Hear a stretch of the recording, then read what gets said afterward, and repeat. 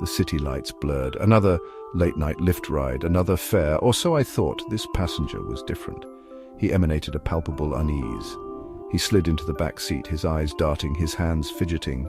He never looked at me directly, just stared out the window, his breath shallow and rapid. He mumbled about being followed, about things not being what they seemed. His words were disjointed, paranoid. He kept glancing at the rearview mirror, his eyes wide with fear. Then he went silent, completely still. The air grew thick with tension. I tried to break the silence, to offer a reassuring word, but he shushed me abruptly, his eyes now fixated on me in the rearview mirror, burned with an intensity that chilled me to the bone. He whispered about shadows, about voices, about something sinister lurking just beyond our sight. His words, laced with fear and madness, painted a terrifying picture in my mind. I gripped the steering wheel, my knuckles white, my heart pounding in my chest. The ride couldn't end soon enough.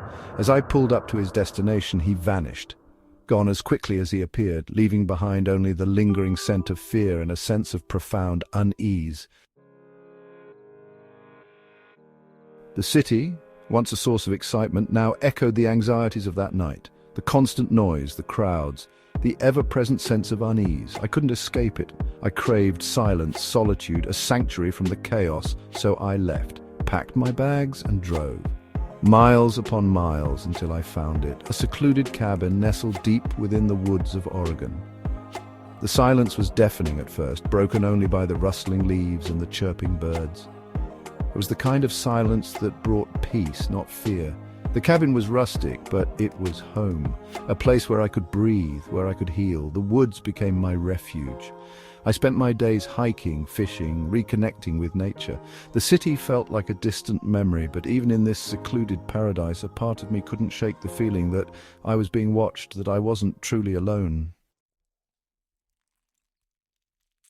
The tranquility of the woods was deceptive. At night, the shadows seemed to dance. The wind whispered through the trees, carrying with it strange and unsettling sounds. Once I could have sworn I saw a figure darting through the trees, a fleeting glimpse of something unnatural. Footprints appeared near the cabin, strange symbols carved into the bark of trees. I tried to rationalize them, to convince myself it was just curious wildlife or teenagers playing pranks, but deep down, a primal fear began to stir within me.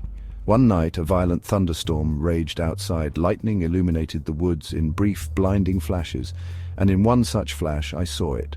A tall, shadowy figure standing at the edge of the woods, its eyes glowing an eerie red. I blinked, and it was gone. Had I imagined it? The next morning, I found the trees near where the figure had stood, twisted and contorted, their branches bent at unnatural angles as if some unseen force had ravaged them. The fear that had been simmering within me now threatened to consume me. I tried to escape the growing dread, planned a road trip with my girlfriend, Catherine, a chance to clear my head, to lose myself in the vastness of the open road. But the further we drove, the more I felt an unsettling presence following us. Then the calls started, a raspy voice whispering my name, knowing details about my life, about the cabin, about the things I'd seen. Catherine was terrified. I tried to convince myself it was just a prank, but the voice sent chills down my spine. The calls became more frequent, more insistent. The voice taunted me, threatened me. It spoke of things I couldn't comprehend, of darkness and despair. The fear that had haunted me in the woods now followed me everywhere. The calls stopped as abruptly as they began, but the silence was deafening. The questions lingered, unanswered. Who was the passenger in my car that night? What was lurking in the woods? And who was the voice on the other end of the line? The fear remains, a constant reminder that some things are best left unexplained. Some secrets are too terrifying to uncover.